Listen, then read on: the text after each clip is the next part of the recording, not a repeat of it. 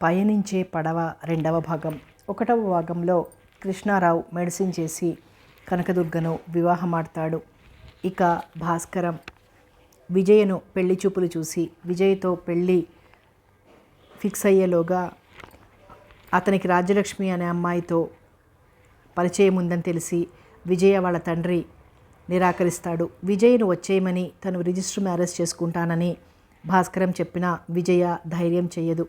కథ కొనసాగుతుంది. ఇప్పుడు అమెరికా ప్రయాణం ఏమిట్రా అంది లలితమ్మ కృష్ణారావు పక్కగా కూర్చుంటూ. తల్లి ముఖంలో విసుగును చూసి నవ్వుతూ, ఇప్పుడు కాకపోతే ఇంకెప్పుడు కుదురుతుందమ్మా అన్నాడు. ఏమిటోరా నీవన్నీను, చక్కగా హాస్పిటల్ పెట్టుకొని ఉన్న ఊళ్ళో ఉంటావనుకుంటే సందుకో నలుగురు డాక్టర్లు వెలుస్తున్న ఈ రోజుల్లో నాలాంటి కుర్ర డాక్టర్ దగ్గరికి ఎవరు వైద్యానికి వస్తారమ్మా నవ్వాడు.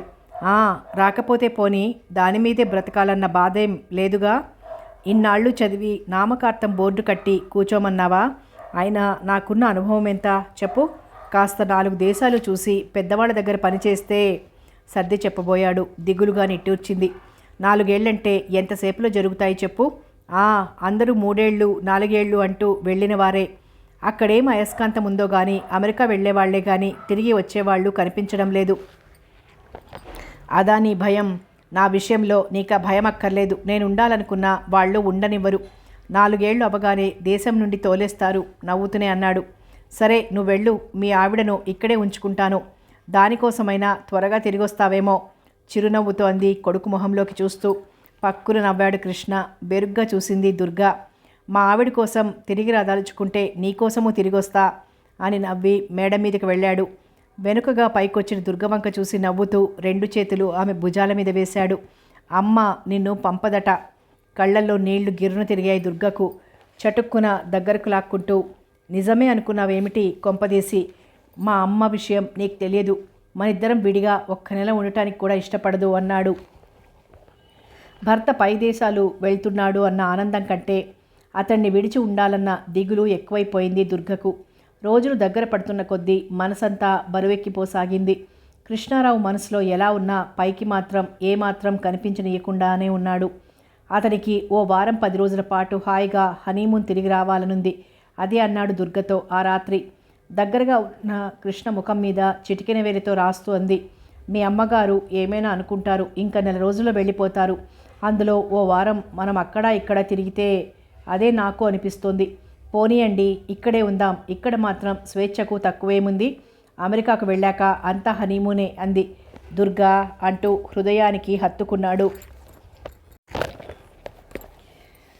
కృష్ణారావు ప్రయాణం వారం రోజుల్లోకి వచ్చేసింది. దుర్గతో విజయవాడ మామగారింటికొచ్చాడు. అక్కడో 4 రోజులుండి మద్రాసు వెళ్ళాలని. దుర్గ తల్లికి మాత్రం ఏమాత్రం సంతృప్తిగా లేదు. చక్కగా అల్లుడు కూతురు రావటం పోవటం ఏ అచ్చట ముచ్చట లేకుండా ఎక్కడో దేశాలకు పోయి ఏళ్లకు ఏళ్లే కనబడరు అనుకుంటే మనసంతా దిగులుగా తోచింది. పెళ్ళై 4 నెలలైందో లేదో అతను వెళ్ళిపోతున్నాడు. ఇంకో 5-6 నెలల్లో అది వెళ్ళిపోతుంది. నిట్టూర్చింది. త్వరగా రెడీ అవ్వండి, గుడికెళ్దాం అంది దుర్గా తలుపు తీసుకుని లోపలికొస్తూ. ఏ గుడి? పరధ్యానంగా అడిగాడు దుర్గవంక తదేకంగా చూస్తూ. శుక్రవారం. తలంటుకున్న జుట్టు వదులుగా ముఖం మీద పడుతుంటే పొడుగాటి ముత్యాల దుద్దులు కులాసాగా ఆడుతున్నాయి. కళకళలాడుతున్న కాటుక కళ్ళు, పొడుగాటి కోల బొట్టు, లేతాకుపచ్చ చీరలో కొత్త చిగురులా మెరిసిపోతోంది. ఇంకేం గుడి? కనకదుర్గ గుడి. ఇప్పుడా అన్నాడు ఆలోచిస్తూ. ఏమిటా ప్రశ్న? ఇప్పుడు వెళ్ళకపోతే ఇంకెప్పుడు వెళ్తాం? మీరెళ్లేలోగా దుర్గ దర్శనం చేసుకోవాలి. ఎందుకు? ఈ దుర్గ దర్శనం అవుతూనే ఉందిగా పొద్దున్న సాయంత్రం. దగ్గరకు లాక్కున్నాడు. ఏమిటది? గుడికి వెళ్దామంటే 2 చేతులు కృష్ణ భుజాల మీద నుంచి తోసింది. కోప్పడుకు, 5 నిమిషాల్లో వెళ్దాం అంటూ లేచాడు. ఇంద్రకీలాద్రి పర్వతం మీద సర్వశోభాయమానంగా వెలిసి ఉన్న దుర్గగుడి ఆ రోజు మరీ కొత్త అందాలను సంతరించుకుంది. శుక్రవారం మూలంగా భక్తులు బిలబిల్లాడుతున్నారు. క్యూలో నుంచుని మెల్లగా గర్భగుడిలోకి ప్రవేశించారు పూజ కోసం. పచ్చటి పసుపు ముఖంతో పోటీగా మెరుస్తున్న స్వర్ణ కవచంతో శక్తి స్వరూపిణి దుర్గ స్వరూపంగా వెలుగొందుతుంటే అప్రయత్నంగా చేతులు జోడించింది దుర్గా. ఆ ప్రాంతంలో పూసిన పూలన్నీ అక్కడే ఉన్నట్లు తెల్లని మల్లె మొగ్గల్లో మరువం, దమనం, గులాబీ కలిసి కట్టిన పూలదండలతో గర్భగుడి నిండిపోయింది. దేవి చుట్టూ పద్మాలంకారంతో అలంకరించి ఉన్న పూలు, కవచం క్రిందుగా కనిపిస్తున్న కెంపు రంగు పట్టుచీర, కర్పూర హారతులతో ముక్కున మెరుస్తున్న రవ్వల నత్తు. ఆ దేవి ప్రతి భాగంలోనూ ఒక ప్రత్యేకత గోచరిస్తుంది. లక్ష్మీ క్షీర సముద్ర రాజతనయ శ్రీరంగధామేశ్వరీం మంగళహారతి కళ్ళకద్దుకొని ప్రదక్షిణం చేసి ప్రసాదాన్నందుకుని యువతలకొచ్చారు. లోపల దీపారాధనలతో అగరవత్తుల ధూపాలతో వేడికిపోయిన గర్భగుడి నుండి యువతలకు రాగానే చల్లని గాలి జివ్వున సోకింది. దర్శనార్థం బారులు తీర్చి ఉన్న వారి క్యూను తప్పించుకొని మెల్లగా పిట్టగోడ దగ్గరకొచ్చారు. పలచగా చీకట్లు అలుముకుంటున్నాయి. వచ్చే పోయే భక్తులతో బిచ్చగాళ్లతో రెండు వైపులా మెట్లు రద్దీగా హడావిడిగా ఉన్నాయి. దూరంగా నిండుగా ప్రవహిస్తున్న కృష్ణ మించి చల్లని గాలులు వీస్తున్నాయి. బెజవాడ నుంచి సీతానగరం దాకా బంధించేసిన బ్యారేజీ ట్యూబ్లైట్లు వెండి వెలుగులు చిమ్ముతున్నాయి. మెరుపులా వచ్చిన వెలుగుతో ఒక్కసారి తలెత్తి కొండవైపు చూశారు. అప్పుడే వెలిగిన ఆలయం లైట్లు దీపావళిలా వెలుగొందుతున్నాయి. చాలాసేపు అక్కడే నిలబడిపోయారు. ఆ ప్రదేశం నుంచి చూస్తుంటే బెజవాడ పట్టణమంతా హెచ్చు తగ్గు గొప్ప బీద తారతమ్యం లేకుండా ఒక్కలా కనిపిస్తోంది. గుట్టలా పోసిన కొండపల్లి బొమ్మరిళ్లలా ఉన్న ఇళ్ళు, దూరంగా మినుకుమినుకుమంటున్న రేడియో స్టేషన్ ఎర్ర దీపాలు ఆ ప్రశాంత సమయంలో ప్రతి ఒక్కటి ఆహ్లాదకరంగా ఉన్నాయి. కనకదుర్గకు కృష్ణకు ఏదో అవినాభావ సంబంధం ఉంది అన్నాడు దూరంగా చూస్తూ. నవ్వింది దుర్గ. అంతేకాదు, కృష్ణకి దుర్గకు పందెం కూడా ఉందట. ఏమిటది? ఎప్పటికైనా కృష్ణ పొంగి దుర్గను చేరాలట. అందుకే దుర్గా అంతెత్తుగా వెలిసింది. నవ్వాడు. ఇంక కృష్ణకు ఆ ఛాన్స్ పోయింది. ఏం, ఈ 20వ శతాబ్దంలో కృష్ణను అంతెత్తు పొంగనిస్తారా? నవ్వింది. పదండి, మల్లికార్జున స్వామి ఆలయానికి వెళ్దాం. దారి తీసింది. దారికి ఇరువైపులా రంగురంగుల లైట్ల మధ్య గోపికాలోలుడైన కృష్ణుడి కోలాటం, గంగాధారి అయిన శివుడి శిరస్సు మించి పడుతున్న ఫౌంటైన్ నీటి జల్లులు గాలిలో కలిసి గిలిగింతలు పెడుతుంటే మౌనంగా అనుసరించాడు కృష్ణారావు. మీరు ఇదివరకులా లేరు, చాలా మారిపోయారు అంది రాజ్యలక్ష్మి కాఫీ అందిస్తూ సంశయంగానే. ఏం అడిగాడు భాస్కర్. ఏమో, మునుపటి మీ చురుకుదనం అది తగ్గిపోయింది. నవ్వాడు. ముసలానే అవడం లేదండి. ఆమె కూడా నవ్వింది. నయం, తాతయ్యనయ్య అన్నారు కాదు. దీనంతటికీ మేమే కారణమేమో అనిపిస్తోంది అంది అతి మెల్లగా. ఆశ్చర్యంగా చూశాడు. అదేమిటి? మా బాధ్యతలన్నీ మిమ్మల్ని బంధించేస్తున్నాయేమోనని. ఇంకా నయం, ఇలాంటి పిచ్చి పిచ్చి ఆలోచనలతో మనసు పాడు చేసుకోకండి. మీరు నన్ను బంధించే బాధ్యతలే కాదు, అసలు నిజానికి మీరు నా బాధ్యతే కాదు. కేవలం ఏదో స్నేహితుడిగా మిమ్మల్ని చూడటానికి వస్తున్నాను అన్నాడు విషయం స్పష్టం చేస్తూ. మీరు ఆ మధ్య సెలవు మీద ఇంటికెళ్లే ముందు 3 వంతులు పెళ్లి చేసుకురావచ్చని చెప్పారు. మళ్ళీ ఆ విషయమే చెప్పలేదు. పరిశీలనగా రాజ్యలక్ష్మి వంక చూశాడు. ఆమె ముఖంలో భావాలు పుస్తకంలా చదవగలిగిన అతను బరువుగా నిట్టూర్చాడు. వాళ్ళిద్దరూ తనకేమైనా బరువేమోనని ఆమె భయం. వాళ్ల బరువే, కానీ తను మోయలేనిది మాత్రం కాదు. అదే మాట చెప్పాలనిపించింది భాస్కర్కు. కానీ ఏమీ చెప్పలేకపోయాడు. వచ్చినప్పటి నుండి ఇరుకుగా ఉన్న ఆ వాతావరణంలో మార్పు తేవాలనిపించింది. ఒక్క అమ్మాయికి నేను నచ్చలేదు. నవ్వుతూ అన్నాడు. నన్ను నమ్మమన్నారా? అంత నమ్మలేని విషయం అంటారా? కాక మిమ్మల్ని కాదనే అమ్మాయిలు ఎంత తెలివి తక్కువ వాళ్ళో వాళ్ళకేం తెలుసు? నవ్వాడు. బొత్తిగా అంత ఆకాశానికి ఎత్తేయకండి. మీరేదో పిచ్చిగా నన్ను గురించి గొప్పగా అనుకుంటున్నారు. నాలో అంత ప్రత్యేకత ఏమీ లేదు. బాబేడి? భాస్కర్ మాట మారుస్తూ అడిగాడు. ఇంకా లేవలేదు. మెల్లగా నిట్టూర్చి పక్క గదిలోకి తొంగి చూసింది. అప్పుడే కదులుతున్న బాబునెత్తుకొని యువతలకొచ్చింది. బాబును బాబుగానే పెంచేటట్లున్నారే, పేరు అది ఏమీ లేకుండా. అదేం లేదు, ఆలోచించి చక్కటి పేరు పెట్టాను. ఏమిటో చెప్పమన్నారా? ఉదయ భాస్కర్. చటుక్కున ఆమె మొహంలోకి చూసి దృష్టి మరల్చుకున్నాడు. అలాంటి పేరు ఎందుకండి? వాడు నాలాగే ఒంటరివాడవుతాడేమో అన్నాడు అప్రయత్నంగా. మీ సంగతి నాకు తెలియదు. నా బాబు మాత్రం ఎప్పుడూ ఒంటరివాడవడు. మీలాంటి మామయ్య ఉండగా అంది దృఢంగా. ఆశ్చర్యంగా ఆమె వంక చూశాడు. రోజురోజుకు ఉత్సాహాన్ని పుంజుకుంటున్న ఆమెను చూసి మనసులోనే ఆనందించాడు. ఎంత తేడా ఇప్పటికీ మునుపటికి. అసలు మళ్ళీ మనిషి అవుతుందా అనిపించిన ఆమె ఈరోజు ఇంత ఉత్సాహంగా తృప్తిగా నిట్టూర్చాడు. పోనీలేండి, మీకైనా ఆ మాత్రం నమ్మకముంది నా మీద. నాకైనా అంటే ఇంకెవరికైనా లేదంటారా? నవ్వుతూ అన్నాడు. నాలో మార్పు వచ్చిందని అనుకుంటున్నారు, కానీ నిజంగా మారింది మీరు. మీ మార్పు నాకు మాత్రం చాలా సంతోషంగా ఉంది. మీ సహవాస దోషం క్షమించాలి, సహవాస ఫలం. జేబులోంచి కవర్ తీసి ఆమెకు అందించాడు. ఇంకా నే వెళ్ళాలి. దాన్ని అందుకుంటూ ఉంటే ఆమె కళ్ళల్లో నీళ్లు గిర్రున తిరిగాయి. మీ రుణం ఏనాటికైనా తీర్చుకోగలనంటారా అంది కంఠం పూడుకుపోతుంటే. అంతంత పెద్ద పదాలు వాడకండి. ఇందులో నేను చేస్తున్నది పెద్దగా ఏమీ లేదు. అంతా మీ స్వయం కృషి. వస్తాను. అన్నట్లు మీ స్కూల్ ఎలా ఉంది? బాగానే ఉంది. గదికి తిరిగొచ్చాడు భాస్కర్. ఆ రోజు బాబాయ్ దగ్గర నుంచి వచ్చిన ఉత్తరం మనసంతా కలవరపరచసాగింది. పద్మ ఆరోగ్యం బాగాలేదు. నాతో రమ్మన్నాను, రానంది. నిన్ను చూడాలని ఉంది. వీలైతే ఓసారి వచ్చి వెళ్ళమని రాయమంది. వీలైతే వెళ్ళిరా. అన్నయ్య ఏం ప్రయోజనం? తనలాంటి వాడు ఉండి రాజ్యలక్ష్మికి చేయగలిగినంత మాత్రం చేయలేకపోతున్నాడు. స్వంత చెల్లెలికి ఇంకా ప్రయోజనం లేదు. అది ఆ చెరసాల పూర్తిగా వదిలి యువతలకొస్తే గానీ తను చేయగలిగింది ఏమీ లేదు. పద్మను వెళ్ళి చూడాలనిపిస్తోంది.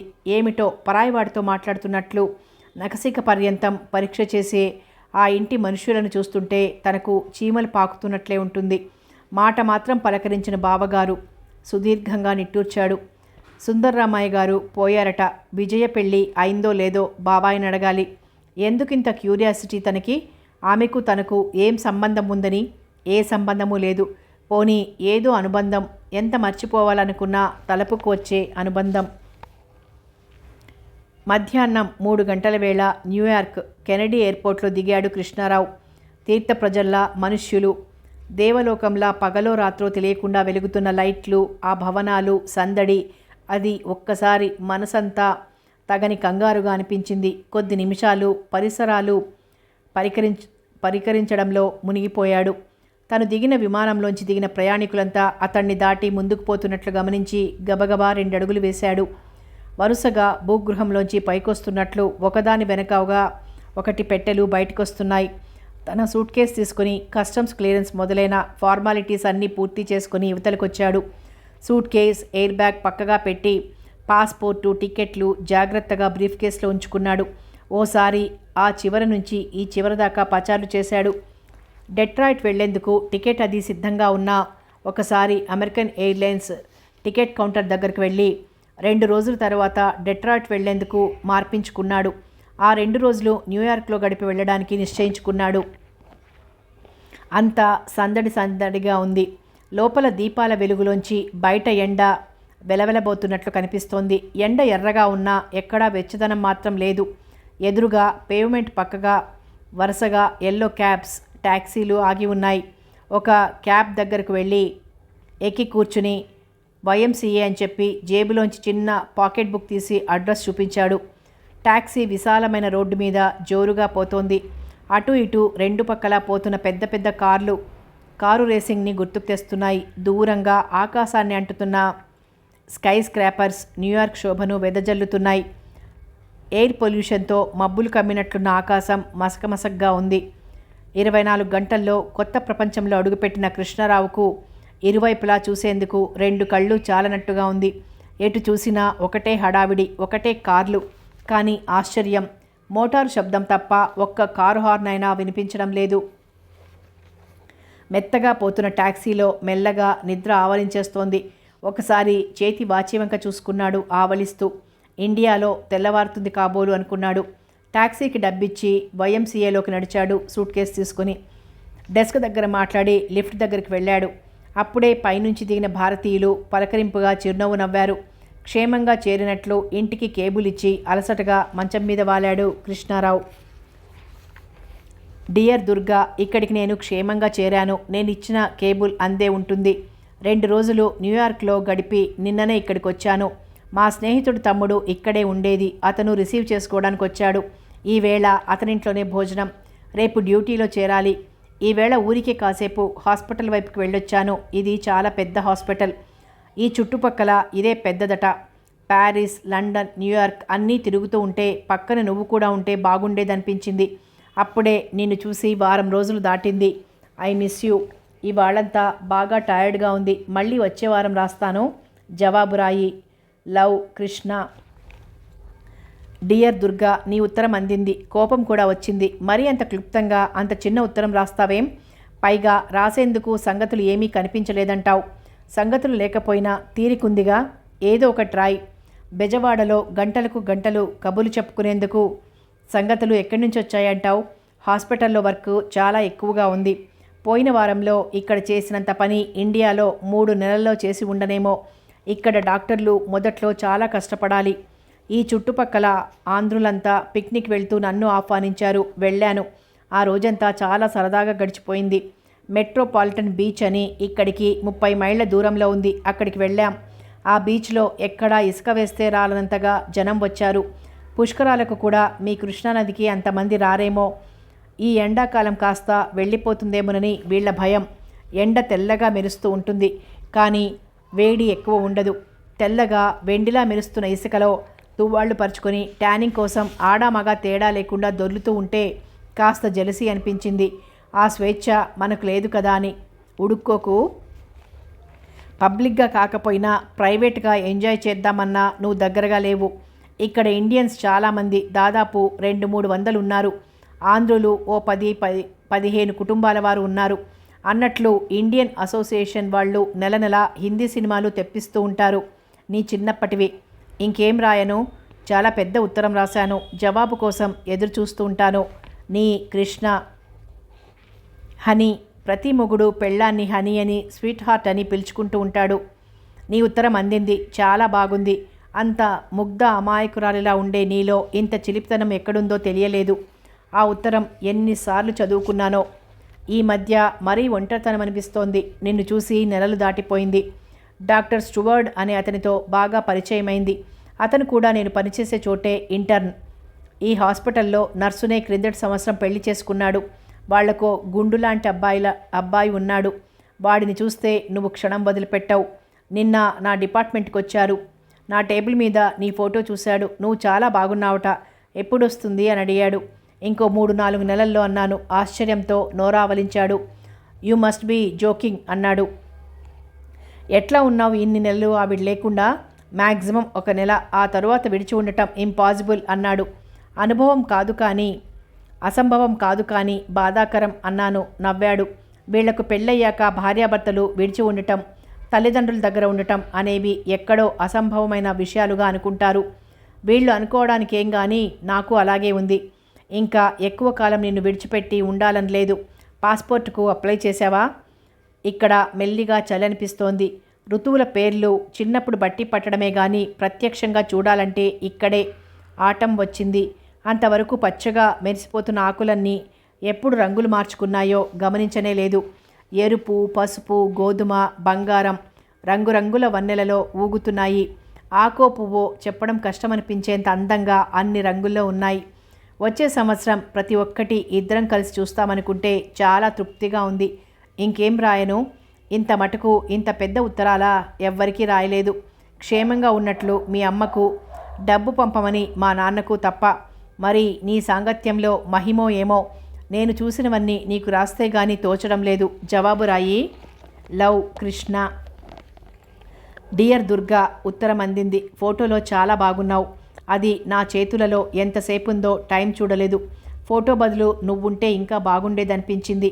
అది ఎక్కువ దూరం లేదన్న ఆలోచన కొంచెం శాంతిని కలగజేసింది. నిన్న సారథి గారు అనే ఒక తెలుగు వాళ్ళింటికి భోజనానికి వెళ్ళాను. వాళ్ళ అబ్బాయి పుట్టినరోజు. ఎవరికీ నువ్వు తెలియకపోయినా ఎప్పుడొస్తావని అందరూ అడుగుతున్నారు. నిన్ను వాళ్ళింట్లో భోజనం చేస్తూ ఉంటే కొన్నింటి రుచి పూర్తిగా మర్చిపోయానేమో అన్న అనుమానం వచ్చింది. అంత బాగుంటుందన్నమాట వారి వంట. హాస్పిటల్లో నైట్ డ్యూటీసు ఎక్కువగా ఉంటున్నాయి. అదొక్కటే సమస్య. నువ్వొస్తే నీకు బోర్ కొడుతుందేమో. నిన్ననే కారు కొన్నాను. ప్లిమత్. పాతదే అనుకో. నీకు నచ్చే రంగు. క్రిందట వారం 2 రోజులు సెలవు కలిసొచ్చింది. ఇక్కడే పనిచేస్తున్న ఇంకో 2 ఇండియన్ డాక్టర్లు నయాగరా వెళ్దామని రమ్మన్నారు. వెళ్ళాలనిపించక మానేశాను. ఎందుకో ఆ ఒక్క ప్రదేశం నీతో కలిసి చూడాలనిపించింది. కట్టుకున్న పెళ్ళం వంక కన్ను గీటితేనే ఉత్త రౌడీ బుద్ధులు అంటావు. ఇక్కడ వీళ్ళని చూసి ఏమంటావో. వీళ్లకు కన్ను గీటడం అన్నది అతి సామాన్యమైనది. నవ్వుతూ పలకరించినట్లే.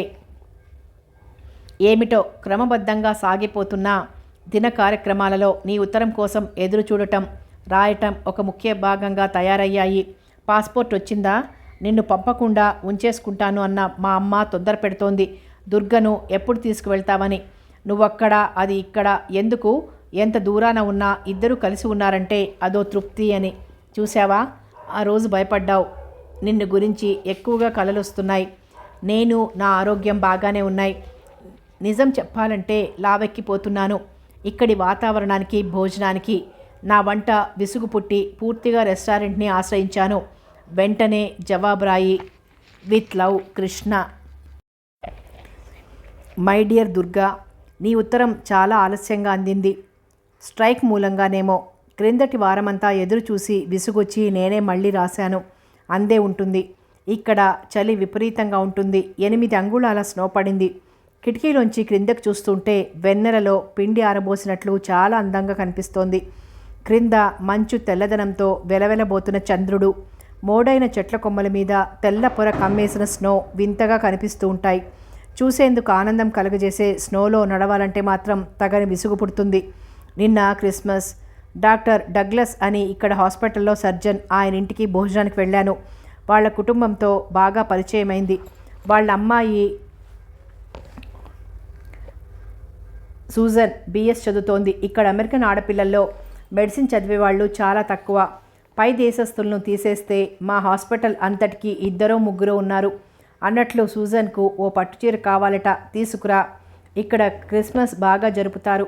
ఓ నెల రోజుల ముందు నుంచి వీధులు, ఇళ్ళు అన్నీ రంగురంగుల లైట్లతో, రకరకాల అలంకరణలతో హడావిడిగా ఉంటాయి. ఓ నెల్లాళ్ల పాటు దీపావళి వెలుగులు ప్రతి వీధిలోనూ తాండవిస్తాయి. ఏ షాపు చూసినా ఓ ఎగ్జిబిషన్లా ఒకటే రద్దీ. నువ్వు రావడం దగ్గరలోకి వచ్చేసిందంటే నాకు చాలా సంతోషంగా ఉంది. గడిచిన రోజులు తిరిగి చూసుకుంటే నువ్వు లేకుండా ఎలా గడిపానో అనిపిస్తోంది. మీ అమ్మగారి కోరిక ప్రకారం సంక్రాంతి అయ్యాకేరా, సంగతులన్నీ అయిపోయాయి. జవాబు రాయి. I miss you, yours Krishna. ఉదయం 11 గంటల వేళ ఏమీ తోచక ఇల్లంతా కలియదిగిరిగి గదిలోకి వచ్చిన కృష్ణారావు దగ్గర నుంచి వచ్చిన పాత ఉత్తరాలన్నీ చదువుకుంటూ కూర్చుంది కనకదుర్గ. వాటిని చదువుతున్నంతసేపు ఆమెకు తెలియకుండానే బుగ్గలు ఎరుపెక్కాయి. మధురమైన ఊహలు మనసంతా పరిగెత్తసాగాయి.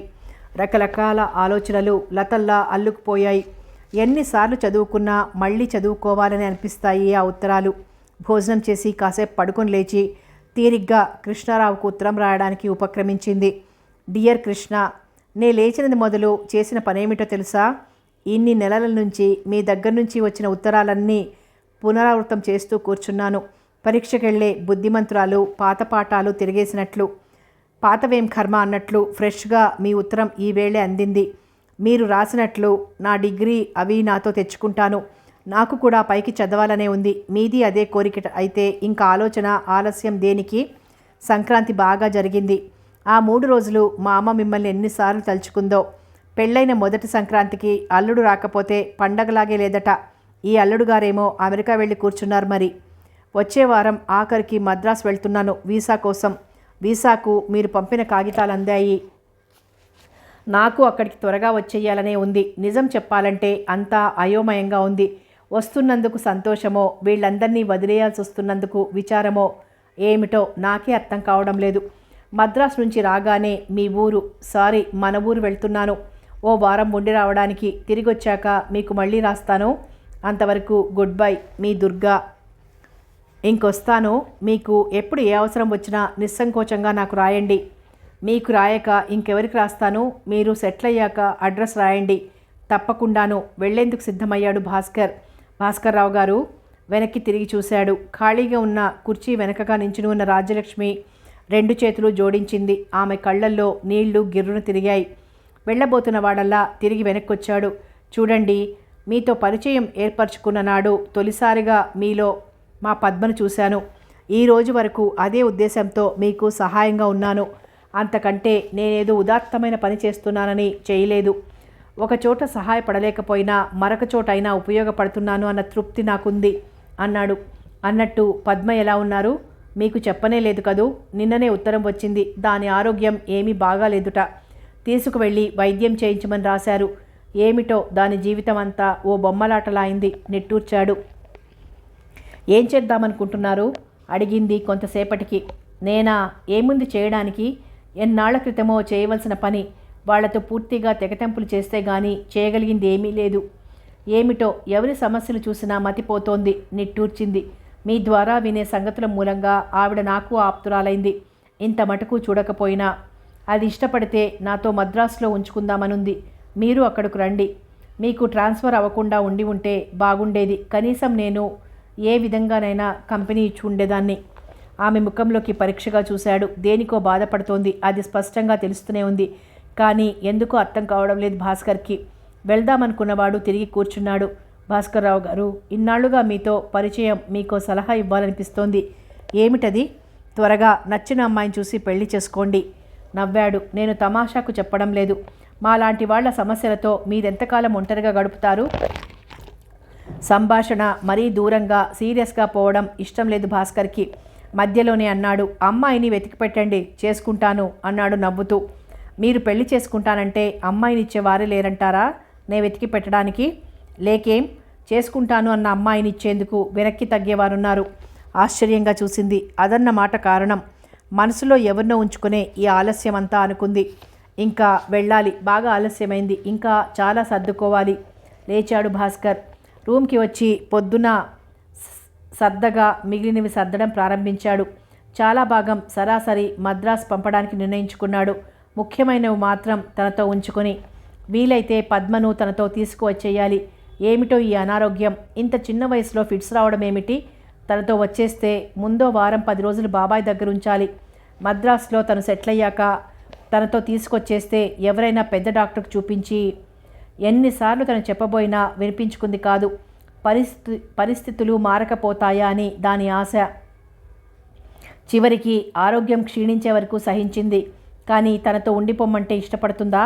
ప్రతి ఆడపిల్లకు భర్త, సంసారం, తన ఇల్లు కావాలనిపిస్తుంది. వేటికి లోపించిన భర్తే సరైన వాడైతే ఎన్నైనా సహిస్తుంది. కానీ పద్మకు అసలు చోటే దెబ్బ తగిలింది. ఆలోచనలతో మనసు వేడెక్కిపోయింది. ఏ ఒక్కదానికి పరిష్కారం కనిపించడం లేదు. అతనికి విసుగ్గా అనిపించింది. కొన్నేళ్లుగా అక్కడ స్థిరపడి అలవాటు పడిన ప్రదేశం వదులుతూ ఉంటే ఒక విధమైన ఒంటరితనం ఆవరించింది భాస్కర్కు. పచ్చని పొలాల మధ్య చకచకా పోతున్న రైల్లో కూర్చున్న అతన్ని అవ్యక్తమైన భావాలు చుట్టుముట్టాయి. ఆ ఊరు అతని జీవితంలో చాలా భాగం పంచుకుంది. చదువుకుని ఉద్యోగం చేసి 10 మందితో పరిచయం కలిగి ఆఖరికి అక్కడ కలిగిన పరిచయమే ఒక విధంగా అతని వివాహానికి కూడా ఆటంకం కలిగించింది. ఊరు వదులుతూ ఉంటే పూర్తిగా బాధ అనిపించలేదు. ప్రత్యేకమైన సంతోషము కలగలేదు. సుఖం, సంతోషం, నిరాశ, నిస్పృహల మధ్య గడిచిపోయిన జీవితం విడిచిపెట్టేస్తుంటే ఒక్కటే కాంతికిరణం లాంటి ఆశ సరికొత్త పరిసరాల్లో సరికొత్త జీవితానికి నాంది పలకబోతోందా అని. రైలు దిగి పద్మ అత్తవారింట్లో అడుగు పెడుతూ ఉంటే ఎప్పటిలా ఒక విధమైన సంకోచం, దాని వెనకే సంతోషం. ఇవేమీ కలగలేదా రోజు భాస్కర్కి? నిర్ణయం ఒక విధమైన నిశ్చింత కలగజేస్తున్నా గతం బాధ పెడుతోంది, భవిష్యత్తు భయపెడుతోంది. అయినా అతనికి ఆ క్షణంలో ముందు ఏం జరుగుతుందా అన్న ఆందోళన అనవసరం అనిపించింది. ఏ రోజు ఎలా ఎదురుపడితే అలా అందుకోవడానికి సిద్ధపడ్డాడు. లోపలికి వెళ్తుంటే ఎన్నో జతల కళ్ళు అతని వంకే పరీక్షగా చూస్తున్నాయని తెలిసినా నిర్లక్ష్యంగా పద్మగదిలోకి అడుగుపెట్టాడు. మంచానికి అతుక్కుపోయి పాలిపోయి అసలే తెల్లగా ఉండే పద్మ మరీ తెల్లగా కనిపిస్తూ ఉంటే అప్రయత్నంగా కళ్ళు చెమ్మగిల్లాయి భాస్కర్కి. దగ్గరగా వెళ్ళి పద్మ అని పిలిచాడు. చటుక్కున కళ్ళెత్తి చూసింది. కాటుక లేని కలువల్లాంటి కళ్ళు కన్నీళ్లతో నిండిపోయాయి. గబుక్కున లేచి నించున్నాడు. తన ముఖం పద్మకు చూపించడం ఇష్టం లేక రుమాల్తో ముఖం తుడుచుకుంటూ తలుపు దగ్గరికి వెళ్ళి తలుపులు మూసొచ్చాడు. పద్మ, ఒంట్లో ఎలా ఉంది? ఆతృతగా అడిగాడు మోకాళ్ళ మీది కొంగుతూ. ఇప్పుడు పర్వాలేదు, బాగానే ఉంది. అంటే అసలు ఏమైంది? ఒక్క క్షణం భాస్కర్ వంక కళ్ళెత్తి చూసింది. వెంటనే క్రిందకు దించుకుంది. కళ్ళ కిరుపక్కల నుంచి వెచ్చటి కన్నీళ్లు దిండు మీదకు జారాయి. చెప్పు, ఏమైంది? కొత్తగా ఏం లేదు, ఎప్పుడూ ఉన్న గొడవే. విడాకులకి సంతకం చేయమంటారు, నేను ఇష్టపడలేదు. ఆగిపోయింది. ఇష్టపడకపోతే ఏముంది? కావలసినంత గొడవ జరిగింది. ఫిట్లా వచ్చింది. ఎప్పుడూ ఇంతసేపు రాలేదు. ఎంతసేపటికి తెలివి రాకపోయేటప్పటికీ డాక్టర్కి కబురు చేశారు. ఏమైనా అవుతుందేమోనని భయపడ్డారో ఏమో. కొన్నాళ్ళు బాగా విశ్రాంతి ఇవ్వాలని అన్నారట. మీకెవరు రాశారు? ఎలా తెలిసింది? వీళ్లే రాశారు కానీ విడాకులకు ఇంత గొడవ దేనికి? ఎవరైనా ఉన్నారా అతని మనసులో? తెలియదన్నట్లు తల ఊపింది. బలంగా నిట్టూర్చాడు. ఏ ఒక్కటి మనసు దాటి బయటికి పోకే ఈ అనారోగ్యమంతా. మనసు భరించే శక్తి కోల్పోతోంది. మనసు విప్పి ఒక్కరికైనా చెప్పుకోగలిగితే ఈ వ్యాధే దాపురించేది కాదేమో. అమ్మే ఉంటే అప్రయత్నంగా తలుపుకొచ్చింది భాస్కర్కి చాలా రోజుల తర్వాత. నిన్ను తీసుకువెళ్ళి వైద్యం చేయించమని రాశాడు. ఈ పూటే వెళ్ళిపోదాం. ఎక్కడికి? ముందు బాబాయ్ గారింటికి వెళ్దాం. అక్కడ నిన్ను వదిలి నేను మద్రాసు వెళ్ళాలి. నాకు ట్రాన్స్ఫర్ అయింది. అక్కడ ఇల్లు అది చూశాక వచ్చి నిన్ను తీసుకువెళ్తాను. బరువుగా శ్వాస వదిలి మళ్ళీ కళ్ళు మూసుకుంది. అన్నయ్య, నన్నేదైనా నర్సింగ్ హోంలో చేర్చు. నీకు మాత్రం ఎందుకు శ్రమ? దిండులో ముఖం దూర్చుకుంది. పక్కలు అదిరిపోతున్నాయి. దిండు తడిసిపోతోంది. పక్కన కూర్చుని ఏం చెయ్యలేని వాడిలా తల మీద చెయ్యి వేసి రాస్తూ ఉండిపోయాడు. ఏడుపు ఒక్కసారిగా ఆగిపోయింది. ఆశ్చర్యంగా ఆమె వంక చూసి చటుక్కున వెల్లకిలా తిప్పాడు. మూసుకుని ఉన్న కొలకుల్లో ముత్యాల నీళ్లు నిలిచున్నాయి. ముడుచుకుని ఉన్న పెదవులు అదురుతున్నాయి. చేతివేళ్లు మెల్లిగా ముడుచుకోబోతున్నాయి. చటుక్కున జేబులో తాళాలు చేతిలో ఉంచాడు. పక్కనే బల్ల మీద ఉన్న మంచినీళ్లు తీసి ముఖం మీద చల్లాడు. పద్మా, పద్మా పేరు పెట్టి పిలిచాడు ఆతృతగా. కనుగుడ్లు మెల్లగా కదిలినా రెప్పలు మాత్రం విడవడలేదు. టేబుల్ మీద ఉన్న చిన్న సీసా మూత తెరిచి వాసన చూశాడు. ఘాటుగా ముక్కుకు తగిలింది. ఒక్క వేలుతో సీసా మూతి కొంచెం మూసి పద్మ ముక్కుకు దగ్గరగా ఉంచాడు. కొద్ది క్షణాలు తల అటు ఇటు ఆడించి కళ్ళు తెరిచింది. అసలే నీరసంగా ఉన్న కళ్ళు ఇంకా నీరసంగా వాలిపోయాయి. క్షణంసేపు భాస్కర్ ముఖంలోకి చూసింది. ఆతృత అంతా కూడగట్టినట్లున్న అతని ముఖం వంక చూస్తూ, అంత భయపెట్టేటట్లున్నానా అని నవ్వడానికి ప్రయత్నించింది. చూడు, ఇంకా కొంతకాలం ఈ సమస్యలన్నింటికీ నీ మనసుకు ఈ సమస్యలన్నింటినీ నీ మనసుకు దూరంగా ఉంచు. కనీసం ప్రయత్నం చెయ్యి. బ్రతుకులో భర్త, సంసారం ముఖ్యమే, కానీ అదే బ్రతుకు కాకూడదు. నీ మనసు కొంచెం స్థిమితపడ్డాక ఆలోచించి ఏదో ఒక నిర్ణయానికి వద్దు గాని, సరేనా అన్నాడు మెల్లిగా. అంతసేపు అతని వంకే చూసి దృష్టి మరల్చుకుంది.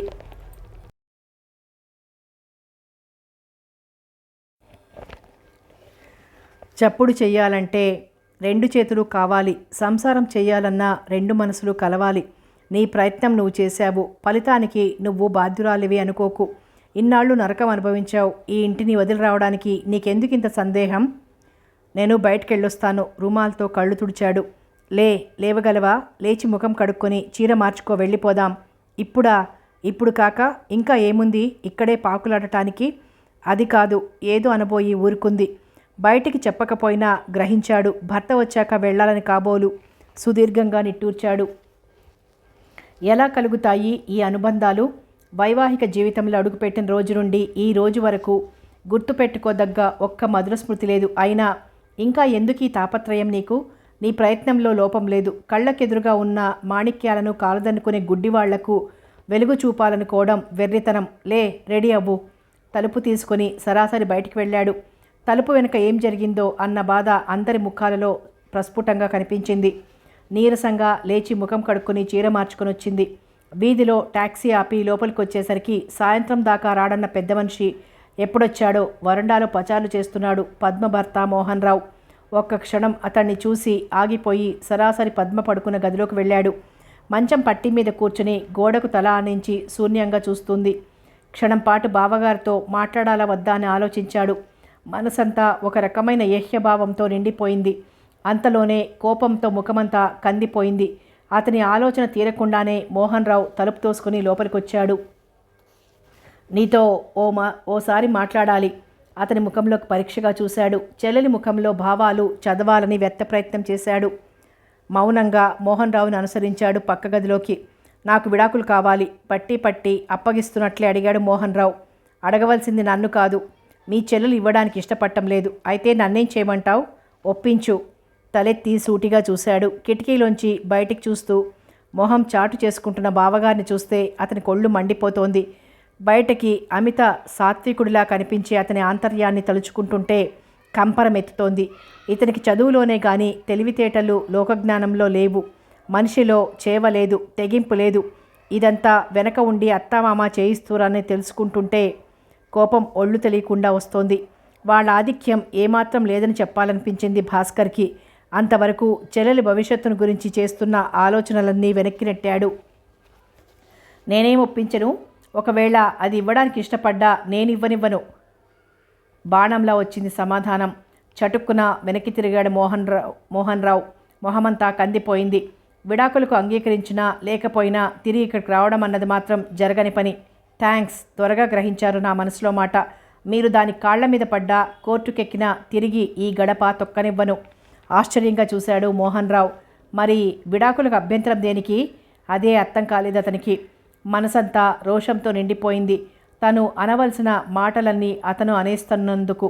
మరి ఈ రాద్ధాంతమంతా ఎందుకు? ఇంకో ఆడదాని జీవితం నాశనం అవ్వకుండా ఉండేందుకు. కోపంతో అవమానంతో కందిపోయింది మోహన్ రావు మొహం. మాటలు మిగలకండి. నాకు పెళ్ళైనట్లే లెక్క చేయను. ఏం చేస్తారో చూస్తాను. ఈ చట్టాలు నన్నెలా అడ్డు పెడతాయో. చట్టాలు తీర్పులు మానవత్వం ఉన్న మనిషికి అంతే. రెండో పెళ్లి చేసుకుంటే గవర్నమెంట్ ఉద్యోగస్తుడివి ఎలాంటి పరిణామాలు వస్తాయో నీకు తెలుసు. ఒకరంటే ఒకరు ఎంతో గౌరవంగా ఉండవలసిన మన బాంధవ్యం ఈ స్థితికి తెచ్చినందుకు మీరు సిగ్గుపడకపోయినా వచ్చినందుకు నేను సిగ్గుపడుతున్నాను. తల్లి తండ్రి లేని పిల్ల అత్తా మామ అన్నీ ఉన్న చోట ఇస్తే సుఖపడుతుందనుకున్నాం.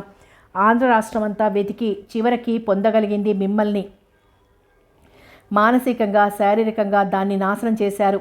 అది కోలుకొని మామూలు మనిషి అయిన నాడు నీ స్వాతంత్రం నీకొస్తుంది. మరో మాట, మనిషిని మనిషిగా గౌరవించడం నేర్చుకునే వరకు మళ్ళీ పెళ్లి మాత్రం చేసుకోకు. నీకు నేర్చుకునే వయసు దాటిపోయినా చెప్తున్నాను. దబాల్న తలుపులు తోసుకుని బయటకొచ్చాడు. క్రోధంతో ఆవేశంతో ఎర్రబడిపోయిన భాస్కర్ ముఖం చూస్తూ ఉంటే పద్మకు ఒక విధమైన జంకు కలిగింది. అన్నయ్యని ఏనాడు అలా చూడలేదు. పద. చెల్లెలు వీపు వెనుక చెయ్యి వేసి నడిపించుకు వెళ్ళి టాక్సీలో కూర్చుని తలుపేసుకున్నాడు. టాక్సీ సందు మలుపు తిరుగుతూ ఉంటే అప్రయత్నంగా తల తిప్పి వెనక్కి తిరిగి చూసి నిట్టూర్చింది. దూరంగా కదిలిపోయిన కొబ్బరి చెట్లు, బోగెన్ విల్లా, పెద్ద గేటు ఒకటొకటే కనుమరుగైపోతున్న ఆ ప్రదేశానికి తను శాశ్వతంగా దూరం అవుతున్నానన్న భావం పూర్తిగా పద్మ మనసులో చొచ్చుకోవడానికి ఇష్టపడటం లేదు. ఒకనాడు ఆ ఇంట్లో అడుగు పెడుతూ అది శాశ్వతమని మురిసిపోయిన తనకు గడిచిపోయిన బాల్యంలా, నడుస్తున్న యవ్వనంలా వైవాహిక జీవితం కూడా అశాశ్వతమై కేవలం జీవితంలో ఒక దశగా పూర్తయిపోతుందంటే మనసంతా బరువెక్కిపోతోంది. తిరిగి దాన్ని గడప తొక్కనివ్వను అన్న అన్నయ్య మాటలు పదే పదే చెవుల్లో గింగిర్లెత్తుతున్నాయి. అన్నయ్య అన్నంత పని చేసి తీరుతాడు, అందులో సందేహం ఏమీ లేదు. ఏదో కోపం మీద మాటలు జారేవాడు కాదు అన్నయ్య. కానీ తన అంగీకారం లేకుండా తన జీవితాన్ని శాసించాలని మాత్రం అనుకోడు. కానీ తనకు మాత్రం ఎందుకీ తపన? ఏ ఉద్దేశంతో పెళ్లి చేశారో ఆయన తల్లిదండ్రులు అతన్ని ఒక్కరోజు సుఖపెట్టనివ్వలేదు. నోరెత్తి మాట్లాడటం చేతకాని అతను తన జీవితం నాశనం చేయడానికి వెనుకాడలేదు. తను మాత్రం అంత తేలిగ్గా ఎలా వదులుకోగలుగుతుంది? పవిత్రమని నమ్మి మనస్ఫూర్తిగా ఒకరికి భార్య అయి బ్రతుకంతా గడపాలని అక్కడ అడుగుపెట్టింది, ప్రయత్నించింది, నిరీక్షించింది. అసలు కాపురానికే తీసుకువెళ్ళలేదు. పైవాళ్ల బలవంతం మీద మొదలైన బాంధవ్యం అంతంత మాత్రంగానే ఉంది. గడ్డిపోచలా ఉన్న బంధం తెగడానికి ఎంత కష్టం కావాలి? తన ప్రయత్నమంతా బూడిదలో పోసిన పన్నీరైంది. తను ఒంటరిగా మిగిలిపోయింది. ఇక బ్రతుకంతా అన్నయ్యకు భారంగా, హృదయం బరువుగా మూలిగింది. కళ్ళ నిండా నీళ్లు తిరిగాయి. ఆ భయంతో కాదు తను బానిసలా బ్రతికింది. తను ఇంకా ఇలా ఆలోచించకూడదు. తను బాధపడితే అన్నయ్య బాధపడతాడు. అన్నయ్యకు బరువు తప్పించలేకపోయినా బాధ అయినా తప్పించగలిగితే బరువుగా నిట్టూరుస్తూ భారంగా సీటు వెనక్కి వాలింది. కథ కొనసాగుతుంది.